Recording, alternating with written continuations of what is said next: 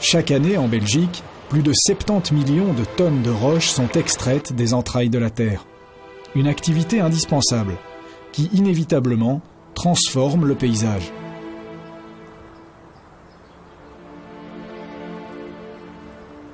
L'exploitation d'une carrière perturbe constamment le sol et crée des milieux neufs, encore vierges. Des conditions extrêmes qui, a priori, peuvent sembler hostiles à la vie. Mais le fond des fosses peut révéler des surprises étonnantes.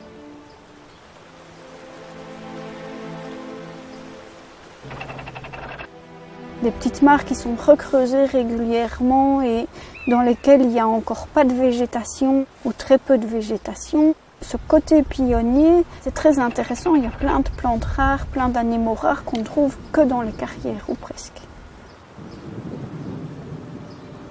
Le crapaud calamite est un animal essentiellement terrestre, mais dont la survie dépend des mares temporaires, dont la faible profondeur et l'assèchement régulier empêchent l'arrivée des poissons, qui se nourrissent des œufs et des têtards.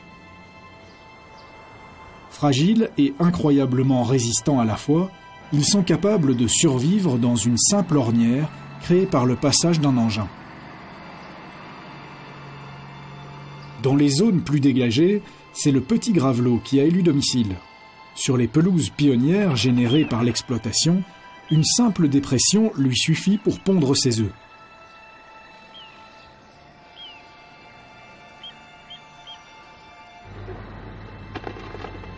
Des éboulis se forment de manière constante en carrière.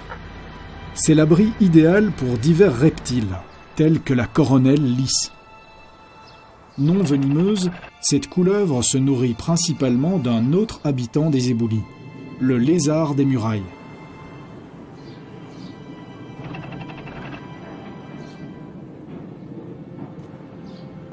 Les pierriers voient aussi l'apparition de plantes pionnières devenues rares dans la nature.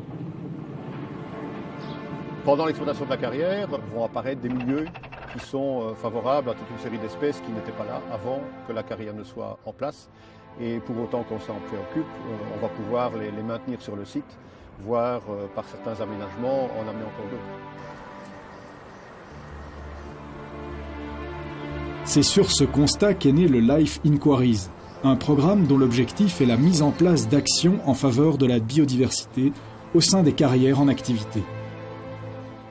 Tout l'enjeu du projet LIFE, c'est de pouvoir concilier les actions qui sont intéressantes pour la biodiversité, de manière à ne pas gêner l'exploitation de la carrière et qui peuvent se faire en cohérence avec le plan d'exploitation. Les carrières disposent de nombreux moyens qui facilitent la mise en place des aménagements.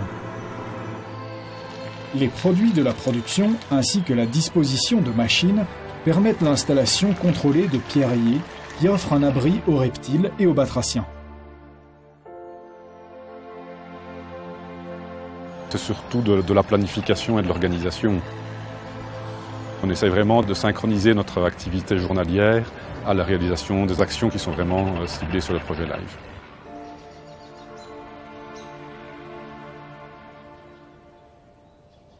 Dans les zones de ruissellement ou d'accumulation d'eau, les carriers peuvent creuser de petites dépressions de taille variable qui, une fois remplies, formeront des mares favorables aux batraciens.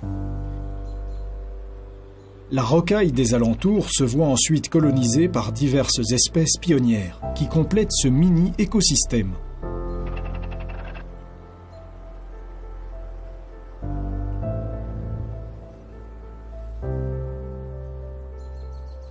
Si l'originalité et la beauté du projet résident dans l'implantation au cœur même de carrières actives, quelques mesures seront nécessaires afin de protéger les espèces de l'activité extractive. Une des bonnes pratiques va être de délimiter des zones par la mise en défense de ces zones, notamment en plaçant des gros blocs, en sensibilisant également le personnel de la carrière afin qu'il ne circule pas de manière trop régulière dans ces zones-là.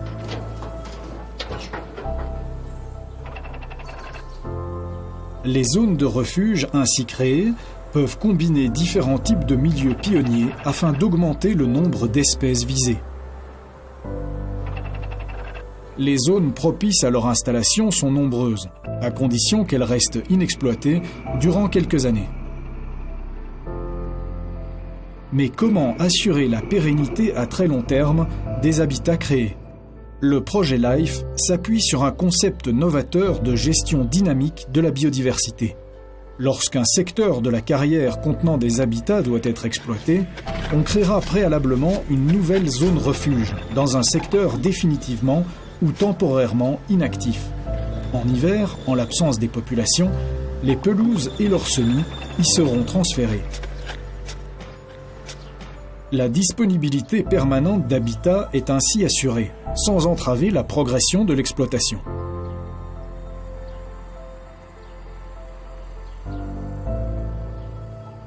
Perchés sur les hauteurs des falaises, les hiboux grand-ducs semblent veiller sur l'exploitation.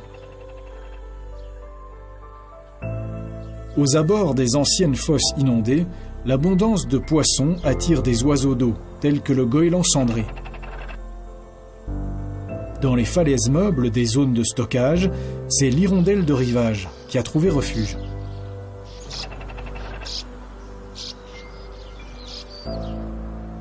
Autant de preuves que par le biais d'investissements limités, les carrières peuvent avoir un rôle décisif dans la préservation d'espèces menacées.